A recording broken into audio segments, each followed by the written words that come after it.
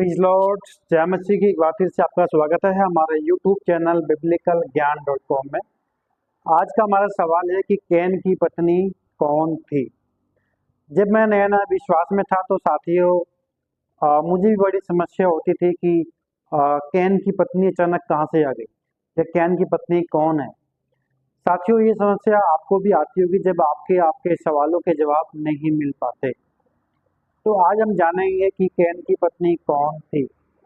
हम जब पढ़ते हैं उत्पत्ति की किताब अध्याय 4 और उसके वचन 17 में, तो वहाँ पर एकदम से कैन की पत्नी को लेकर के जो है सवाल खड़ा हो जाता है कि कैन की पत्नी कौन थी। साथियों जैसे हम जानते हैं कि आदम और हव्वा सबसे पहली परमेश्वर की संतान हुए, और आदम और हव्वा के बाद जब हम देखते हैं कैन और हाबिल, कैन ने जैसे हाबिल की हत्या की, तो उस दरमियान में यानी कि कैन की शादी तक हो सकता है आदम और हव्वा के बेटे, उनके बेटे के भी बेटे, उनके पोते, उनके परपोते शायद पैदा हुए होंगे।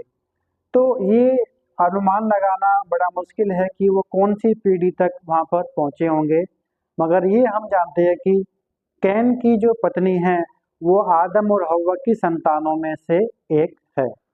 यानी कैन की या तो वो भतीजी है या कैन की वो बहन है या कैन के किसी परिवार में से वो कोई लड़की है, यानी आदम की कोई संतान है जिसमें आदम और हव्वा की संतान के तहत कैन ने अपनी ही बहन से शादी किया। देखिए उस समय में शादी करना, ब्याह रचाना, तो उन सभी कॉन्सेप्ट को जब हम समझने की कोशिश करेंगे तो वहाँ पर हमें एक चीज़ और देखने को मिलती है साथियों कि सबसे पहले तो शादी की कोई उम्र उस समय में कोई ऐड होता है शादी का। जैसे आज जब हम देखते हैं कि एक शादी की उम्र एक निर्धारित की गई है, उस समय में कैन ने अपनी बहन से शादी रचाई हो। तो अब सवाल ये बनते हैं कि परमेश्वर ने अपने उनके आपस में कुटुंबियों को क्यों नहीं रोका गया। साथियों देखिए परमेश्वर की एक योजना थी कि परमेश्वर का एक परिवार बढ़े, उसका एक जो बच्चे हैं आदम और हव्वा, उसका एक कुल बढ़े और वो कुल जो है पूरी पृथ्वी पर भर जाए। ये एक परमेश्वर की जो है इच्छा थी कि उसका कुल बढ़े, उसके परिवार बढ़े, उसके लोग बढ़े।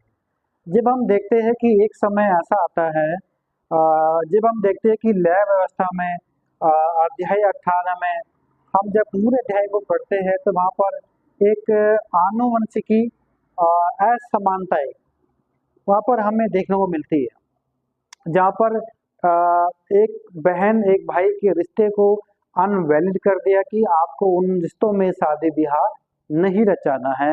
यानी अगर आप ऐसा करते हैं तो आपके अंदर बहुत ज़्यादा गलत स्पैम आ जाएंगे और आपके अंदर एक आनुवंशिकी जो पाप गुण है वो आपके अंदर ज़्यादा आ जाएगा, और जिसके चलते आपकी संतानों में विकलांगता और बहुत सारी बीमारियां आ जाएगी।